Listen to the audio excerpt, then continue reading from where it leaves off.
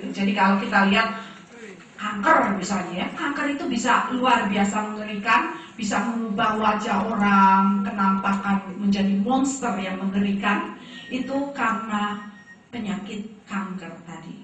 Karena penyakit degeneratif, juga orang bisa kehilangan lengannya, kehilangan apa, misalnya karena luka yang tidak mau sembuh akibat diabetes dan sebagainya. Nah, di dalam masalah ini banyak sekali produk klorofil yang mengklaim dirinya sebagai obat, ya, yang mengatakan obat begitu. Nah, entah itu mengatakan, oh ini bisa menyembuhkan kanker, ini bisa menyembuhkan ini bisa menyembuhkan itu. Dan dari database yang dilakukan di laboratorium kami di Pusat Studi Nanoteknologi Pigmen dan Biomolekul, itu kami mempunyai seluruh database dari 103 produk yang beredar di Indonesia. 103 produk yang beredar di Indonesia, yang baik itu langsung menyebut namanya, mainnya adalah klorofil, entah itu liquid klorofil dan sebagainya, ataupun produk yang trace elemennya, senyawa minornya itu adalah klorofil. Jadi keseluruhannya itu ada 103 produk. Dan dari 103 produk ini, salah satu produk yang kualitasnya sangat baik itu adalah klorofil sinergi. Jadi klorofil yang dipunyai oleh Pak Erwin, ya, Pak Erwin. Nah, Bapak dan Ibu sekalian, saya harus sedikit sharing bahwa berkali-kali saya diminta untuk menjadi pembicara di berbagai produsen-produsen yang mengklaim dirinya menjadi distributor klorofil dan sebagainya begitu. Tapi saya tidak pernah akan berbicara di hadapan siapapun kalau produknya tidak baik. Gitu. Jadi itu salah satu langkah mengapa saya tidak akan bisa ditemukan muncul di beberapa produk yang walaupun terkenal di Indonesia, tapi kalau saya tahu itu mengandung senyawa-senyawa yang toksik. Nah, salah satu produk itu sangat mengandung senyawa keton yang dosisnya cukup tinggi, dan keton ini adalah senyawa seperti aseton yang dapat menghilangkan cat kuku. Jadi bayangkan Bapak dan Ibu sekalian, kalau kita mengkonsumsi produk klorofil, tapi produk klorofil itu lama-kelamaan akan menyebabkan iritasi di lambung kita, lama-kelamaan akan menyebabkan penyakit. Memang dalam jangka waktu yang singkat dia tidak berbahaya, tapi kemudian menjadi berbahaya. Nah, pada kesempatan yang sangat penting ini saya sangat ingin untuk membagikan cara-cara kita sebagai masyarakat awam untuk memahami dan membedakan antara produk yang baik dan produk yang tidak baik. Begitu. Nah, sekarang bagaimana caranya kita memisahkan antara produk yang baik dan tidak baik? Yang pertama adalah kita harus kritis sebagai konsumen.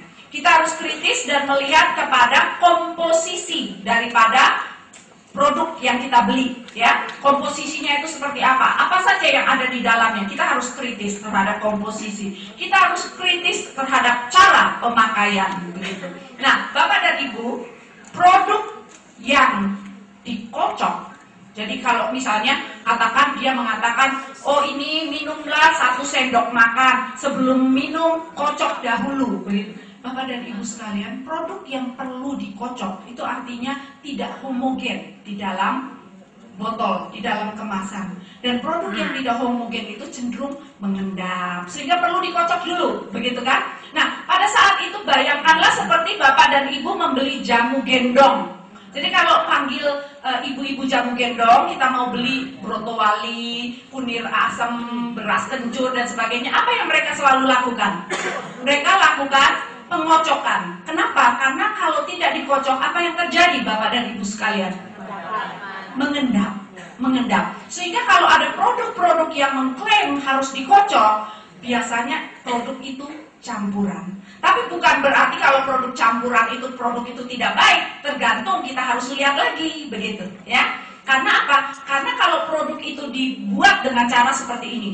Saya mengambil daun, misalnya alfalfa, daun pepaya, daun apapun. Kalau itu dari senyawa-senyawa atau dari daun-daunan yang begitu spesifik, dilakukan riset yang teliti, dan dia terbukti baik, itu tidak masalah. Contohnya adalah kalau kita memakai daun alfalfa, ya, daun alfalfa yang disebut sebagai bapak dari segala jenis tumbuh-tumbuhan, itu daunnya dikonsumsi semuanya, itu tidak masalah. masalah. Nah ini kalau orang ilmuwan mau mengerjakan produk klorofil menggunakan daun alfalfa tidak perlu dimurnikan. Jadi langsung ambil ekstrak daun alfalfa, dapat daun alfalfa, konversikan secara langsung tanpa memurnikan klorofil, kita juga akan mendapatkan klorofilin, tapi bercampur dengan protein dan lain sebagainya.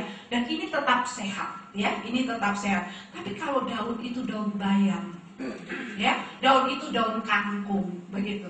Apa yang terjadi di dalam daun bayam, di dalam daun kangkung itu kristal kalsium oksalatnya sangat tinggi, kemudian senyawa-senyawa yang dapat meningkatkan kadar urin di dalam darah itu juga sangat tinggi. Nah, senyawa ini dapat memicu pembentukan asam urat di dalam tubuh kita sehingga kita ngilu-ngilu, sakit dan sebagainya begitu.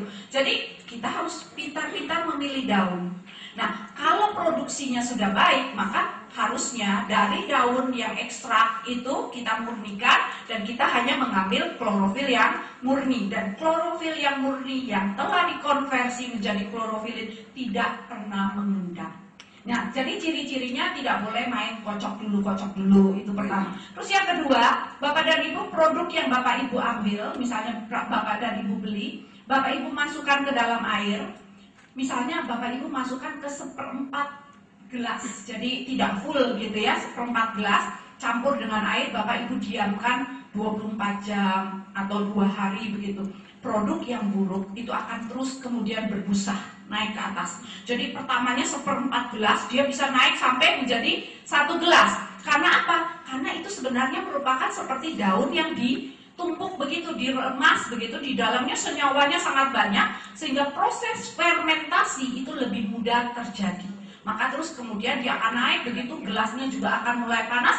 Ada beberapa produk yang kami uji cobakan pecah gelasnya, padahal tidak ditutup rapat begitu. Itu karena fermentasi yang terjadi dalam produk itu menghantam panas pada gelas dan itu membuat pecah. Bayangkan kalau itu kita konsumsi begitu. Jadi kita harus hati-hati dengan produk-produk yang menyarankan dikocok dulu, diaduk dulu dan sebagainya. Tingkat kemurniannya pasti rendah, begitu ya. Dan kalau klorofilnya tidak murni, apakah beresiko? Sangat bergantung pada jenis tanaman yang dipakai sebagai sumber klorofil. Kalau yang dipakai itu bayam, ini contoh saja. Oh, yang kena asam urat tidak boleh sembarang pakai, begitu ya. Tapi kalau yang biasa saja, yang tidak kena asam urat, boleh saja mengkonsumsi klorofil dari jenis itu. Tapi lebih aman kita mengkonsumsi klorofil yang murni begitu.